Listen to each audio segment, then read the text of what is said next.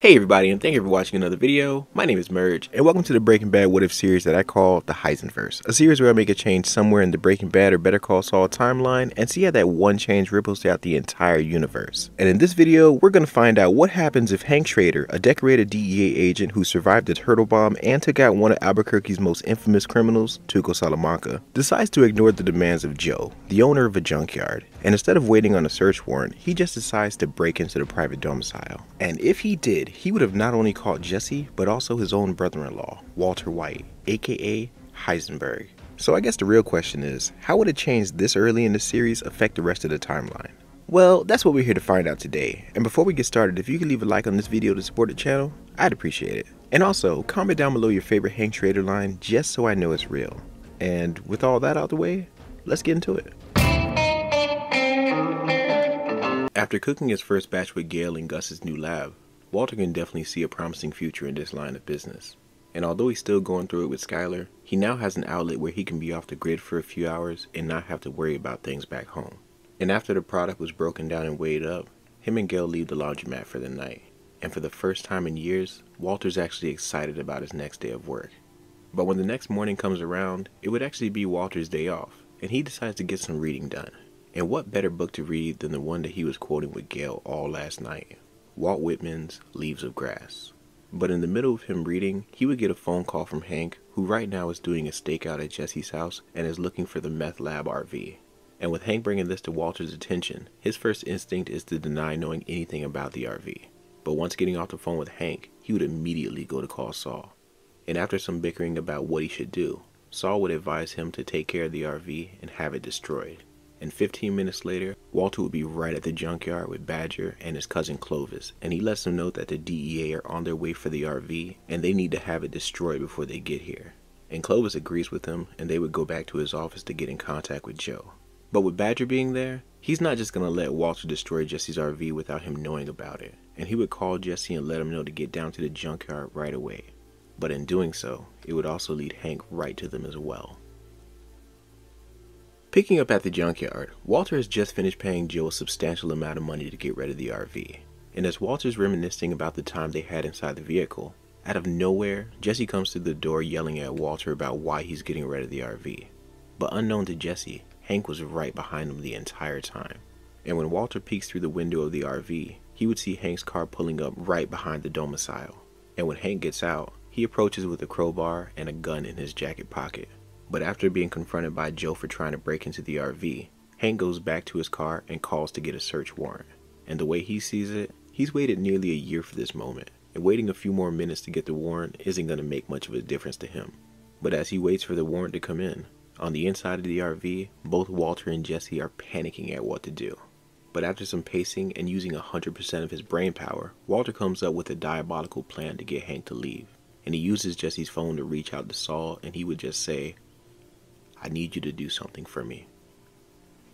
And approximately 2 minutes later, Hank receives a phone call from a random officer saying that his wife was in a terrible accident. And Hank's first thought is to get in the car and drive to the hospital. But for some reason, he can't explain it, but something about that phone call felt off. And as he cranks up the car, he would give Marie a call. And as his heart begins to beat faster and faster with every ring, everything for him suddenly stops when Marie answers the phone and starts to ramble about what they're going to have for dinner. And Hank would breathe a sigh of relief to know that his wife is okay. But when he hangs up, he'd begin to boil with rage, thinking that this must have been a trick to get him to leave. And what makes things worse is that somehow Jesse knows about his wife and even had his cell phone number. And that causes him to march right back up to the door of the RV, and with the crowbar in his hand, he's no longer waiting for a search warrant. And as he begins to pry open the door, both Walter and Jesse are doing their best to keep the door closed. And they would hear Hank yelling with anger, "How did you know my cell phone number? Even my wife's name? How did you do it?" He says, wedging the crowbar between the door frame. And unfortunately, the combined strength of Walter and Jesse just wouldn't be enough to hold back a rampaging Hank. And with a mighty pull from the crowbar, it would be enough force to literally rip the door off the hinges. And while the door is falling to the ground, both Walter and Jesse are blinded by the incoming sunlight. And when Walter's vision comes back into focus, he'd be looking face to face to Hank, who looks at Walter, then at Jesse, then back at Walter, and just says, "You've got to be kidding me." And as Walter's frozen with fear, he would only be able to mutter the words, "Hank, I can explain." But for Jesse, he would just put his hands up, not wanting to anger Hank any more than he already is. And while they exit the RV, it would seem that Hank put the pieces together as to how Jesse got his number. And this confusion would turn back into the anger that he previously had, and once outside, he slaps the cuffs on Walter first while telling him, "You know, I cannot fucking believe this. But you know what? It all makes so much more sense now." Fugue state. He says while standing up Walter, who right now is just a stuttering mess, and he says, "Hank, I know what this looks like, but let me stop you right there and just let me ask you this. Are you Heisenberg?" Hank says while looking at Walter, who would be unable to look him in the eyes. Then he continues saying, "Yeah, I thought so. And you know, if I wasn't seeing it with my own eyes, I wouldn't in a million years believe that you can be doing this kind of shit. But appearances, right?" And Walter would just continue to avoid eye contact. And as Hank walks over to Jesse to put him in cuffs, he continues saying, "And you, what are you like, the mule?" But Jesse remains silent and only looking back at the RV in fear of Hank searching it. Then after a few minutes, Steve Gomez would arrive on the scene and his jaw would just drop when he sees Walter and Jesse in cuffs. And Hank updates him on the situation by simply saying, "You know, Gomi, I came for Pinkman, but I'm pretty sure I just found Heisenberg. Ain't that right, Walt?" He yells out jokingly. Damn, man, this is a whole new level of crazy. I mean, what are the odds? Gomez tells Hank, and with neither Walter nor Jesse in the mood to say anything, Hank drives down to the station while also making a phone call to Skylar, and he tells Walter while driving, "So, do you want to tell her, or should I?"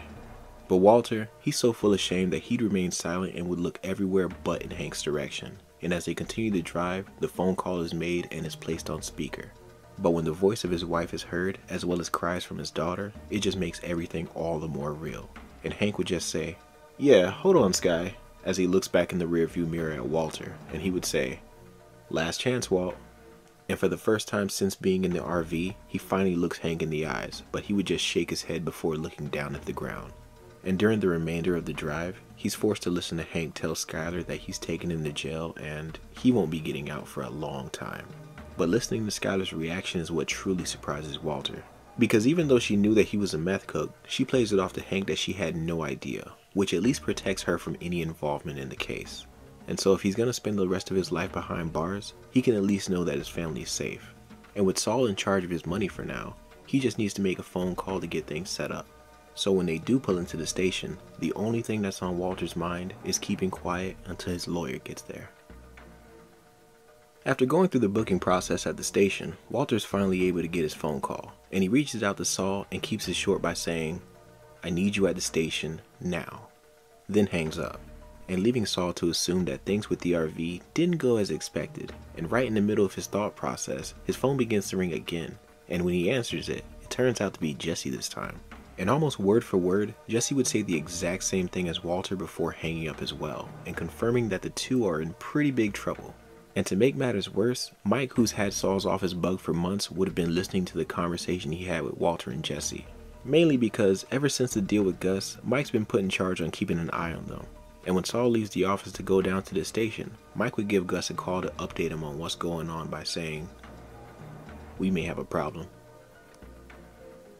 Back over at the police station, Walter and Jesse are being questioned by Hank, Gomez, and ASAC Marquette.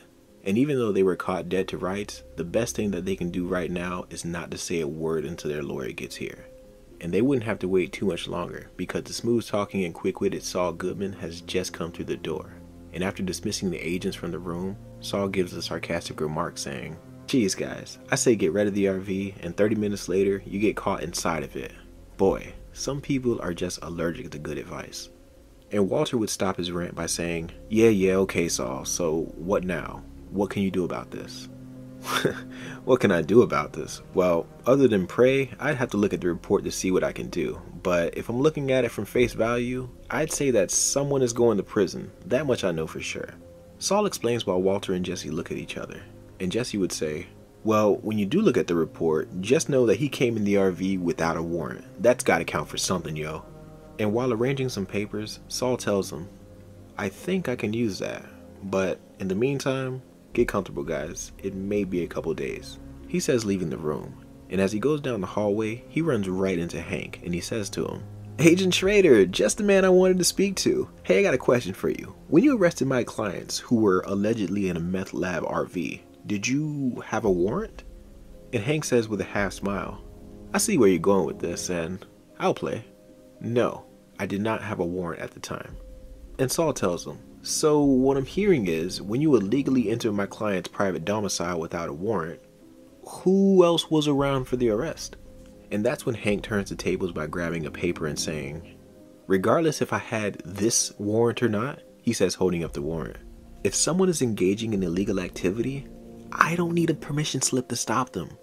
Hank says, throwing the warrant in Saul's face, and even though he can make some pretty compelling arguments, given these circumstances, it wouldn't be much that he can do to get them bail.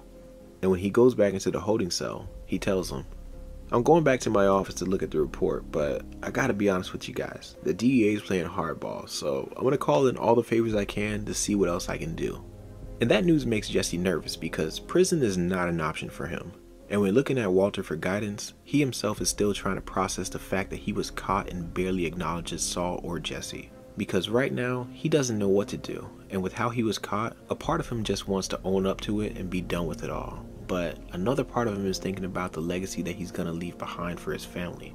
And although he has the money for them, his pride does not want jail or drugs to be what he's remembered for. But even by some miracle, if Saul was able to get him off, his life has already been ruined by being arrested, and by Hank no less.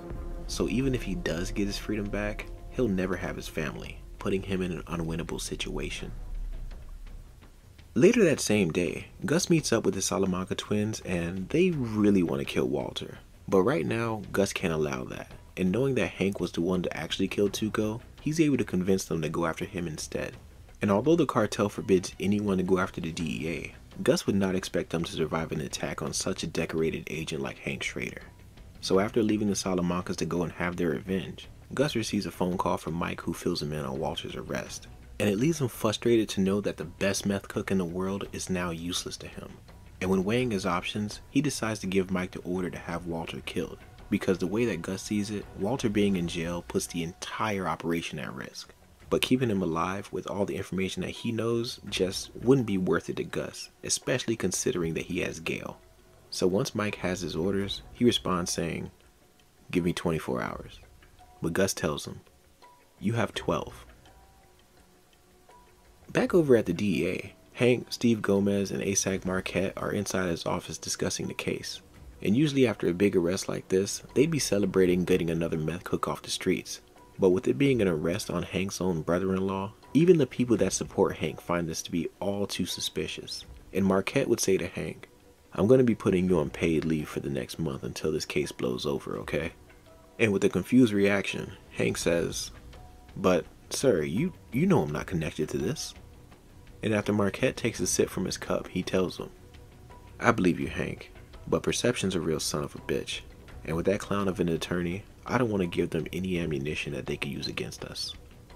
And Hank would lean back in his seat and just say with slight disappointment, "Yes, sir, I understand."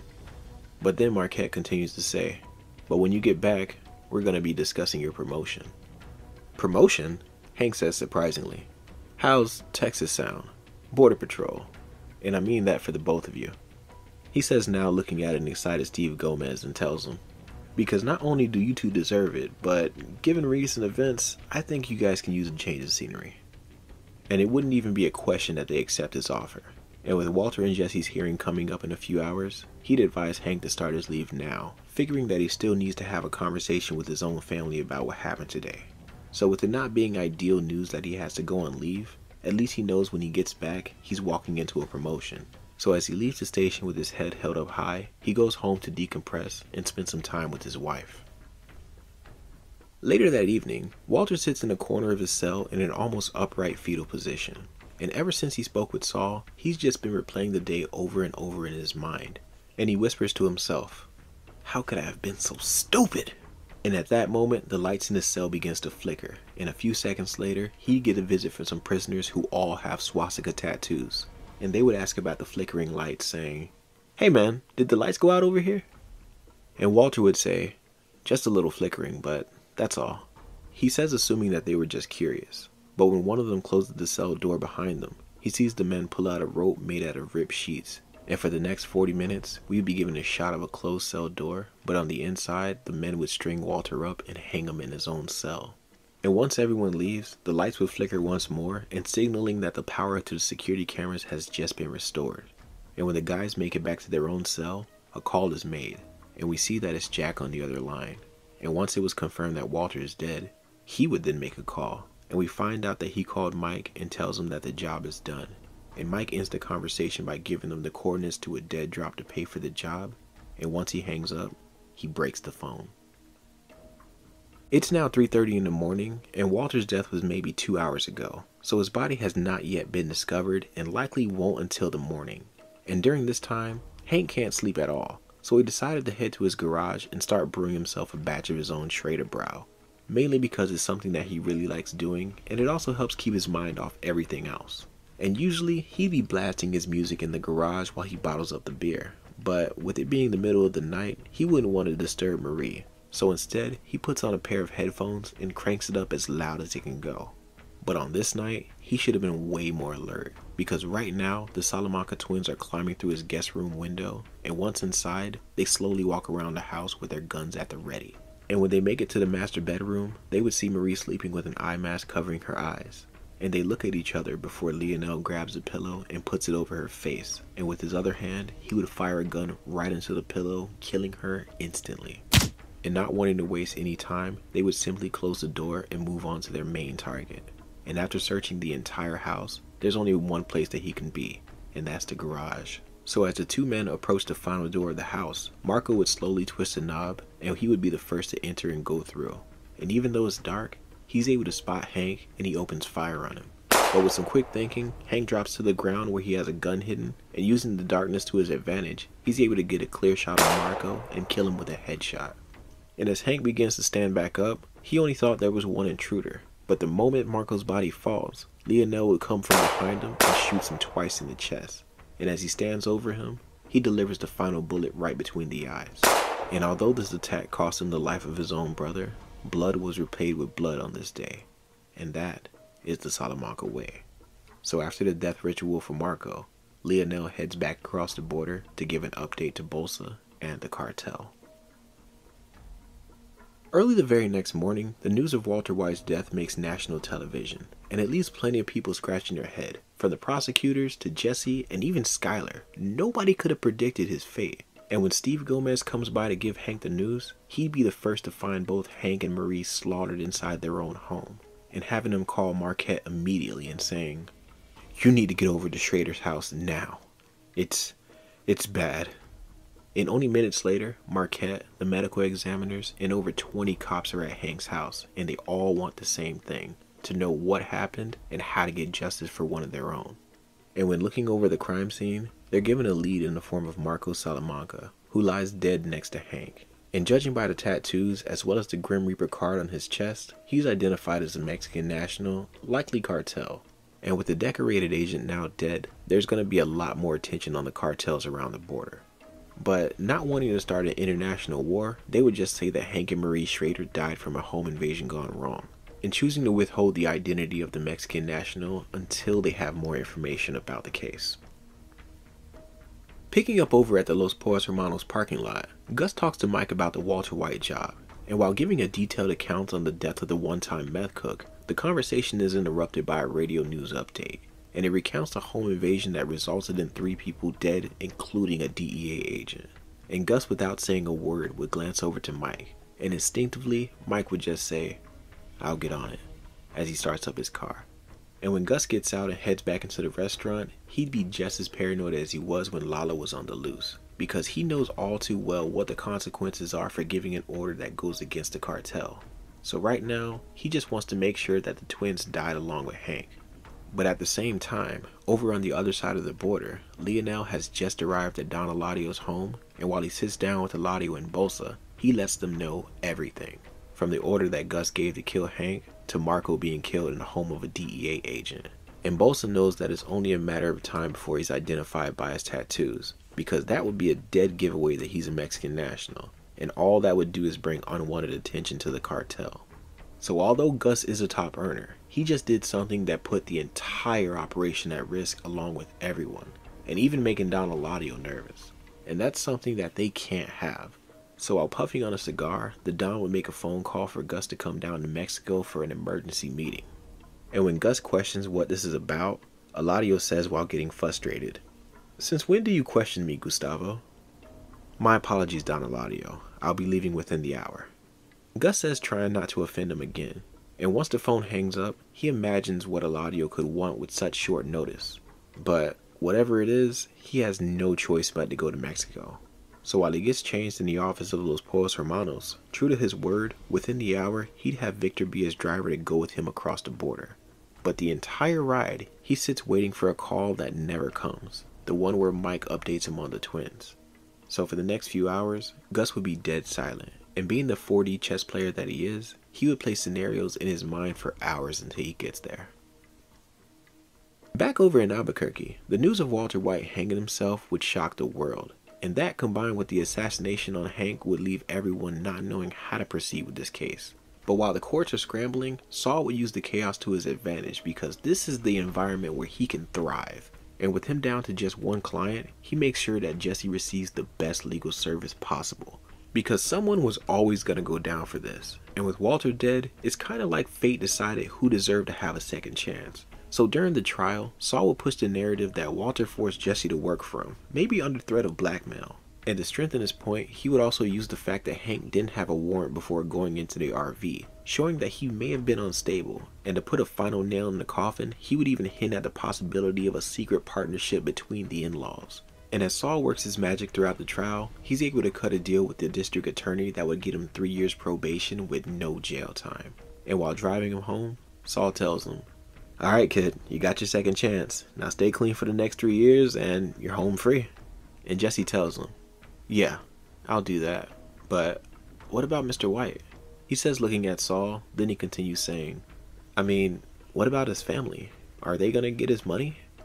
And Saul gives a half smile and says, "Don't worry kid, I'll take care of it.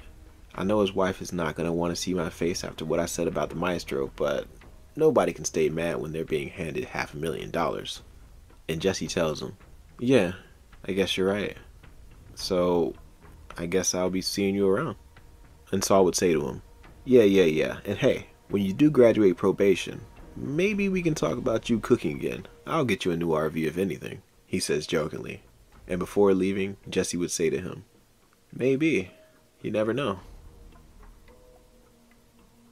Over in Don Eladio's backyard, Gus sits in front of Bolsa and Eladio, and they get straight down to business when Eladio questions, "So Gustavo, you probably seen the news of one of our men going after the DEA?" And that would nearly break Gus's demeanor, and he says, "No, this is the first I'm hearing of this." And while puffing on his cigar, Eladio questions, "Gustavo, would you happen to know who gave that order?" He says looking at Gus and almost refusing to blink. And Gus, who's blindsided by the question, would just say, "My apologies, Don, but I don't know what you're talking about." And Eladio says, "So you want to go that way?" And he gives a nod to Bolsa, who calls for someone else to come out. And when Gus turns around, he would see Leonel Salamanca approaching. And once he gets by Don Eladio's side, he would ask the question again, "Gustavo, did you give that order?" And Gus looks around at Eladio, Bolsa, and now the lone Salamanca. And noticing him tighten his grip on the gun that he's holding, it's basically telegraphing that Gus is not leaving here alive. So he exhales deeply and says, "Yes, I gave the order." And he stares at Eladio like he's looking through his soul, and Bolsa quickly speaks up telling him to explain himself. And Gus, who's still looking at Eladio, decides to just come clean, because he's worked for the cartel for years, and he knows exactly how this thing is gonna go. So what more can he lose? And he just tells him, "The reason I gave the order is rather simple. I expected those brainless soldiers not to survive." He says now looking at Leonel, who's trying to keep his composure, but he continues saying, "No matter, I accept my fate. But just so you know, I've always hated you. And if I wasn't dying today, you would be dead tomorrow." He then gets up and walks towards the poolside, and as he looks down at the reflective blue water, Leonel walks behind him and shoots him in the back of the head. And as blood and brains splatter into the pool, they all watch as Gustavo Fring's body falls into the water as well. And after a few moments of intense breathing, Lionel looks back at Bolsa and Eladio and they would ask him, "What of his driver?" And Lionel replies, "Dead." Because when Gus initially pulled up to meet with Bolsa and Eladio, Lionel snuck around and strangled Victor while he was smoking a cigarette outside the car. So while Eladio, Bolsa, and Lionel talk about expanding the Salamanca territory, on the inside of Gus's car, we would hear his phone ring several times, and it would turn out to be Mike on the other end. And he managed to figure out that Hank, Marie, and Marco Salamanca were all killed, which leaves one of them still on the loose. But unfortunately, that news just came a little too late. And after trying to reach him for over 2 hours, Mike is forced to assume that Gus has been killed, and he'd start the contingency plan that was put in place in case something like this ever happened. And within 36 hours, Mike fades into obscurity and Gus Fring is reported missing, but his body will never be found. A couple days after the court case was settled, we pick up with Skylar, who's just gotten a visit from the police. And the reason for these almost daily visits is because of Saul Goodman. Because in order for him to get Jesse out, he had to really paint Walter in a negative light, and leaving nothing off limits, including his family. And he even made the accusation that Skylar, as well as Hank, may be a part of the operation as well, and essentially ruining the reputation of her, Hank, and Walter. But when she gets a phone call, she is surprised to hear the voice of Saul Goodman. And when he tries to use his usual charm, she nearly hangs up on him. But he'd insist that she meet with him at his office for something that Walter wanted her to have. And she would be just curious enough to know what that could be. So when she gets down to his office, after skipping all the "I'm sorry's" and "how you been's," Saul gives her a key and he explains. This key belongs to a safe deposit box downtown. Every week starting Monday, there will be a $10,000 deposit, give or take, for the next 5 years. And she looks down at the key, then back up at Saul, but would have no words for him. And with an awkward silence coming in, Saul would tell her, "Look, I'm sure I'm not the person that you want in your face right now. But listen, Walter knew what he was getting himself into, and he knew the risk. And as long as I've been doing this, trust me when I say, everyone doesn't always ride off into the sunset." And although she doesn't want to admit it, Saul's probably right, and she would just take the key, and still with no words, she walks out of his office. But for Saul, he just continues about his day like it's any other day, because he knows that it's only a matter of time before the next Heisenberg walks through his door. Hey everybody, and thank you so much for watching this video, and I really hope you enjoyed another story from the Heisenverse. And I think with this video, it's easy to see how the worst thing that could have ever happened in the Breaking Bad universe is Hank breaking in without a warrant. And now that I'm thinking about it, with the exception of Hank and Marie, only the bad guys died in this episode. So technically this one could continue with maybe Jesse and Walter Jr. teaming up to cook, or maybe Skylar learning the truth about Walter's death and it was actually Saul who connected Mike to Jack. So who's really to blame? But that's just me. But now I want to hear from you guys. What'd you think of this story? Did you like it? Is there anything that you change? And do you want to see me continue this story? Whatever it is, let me know down below in the comments and I'll do my best to respond. But until then, my name is Merge. Later.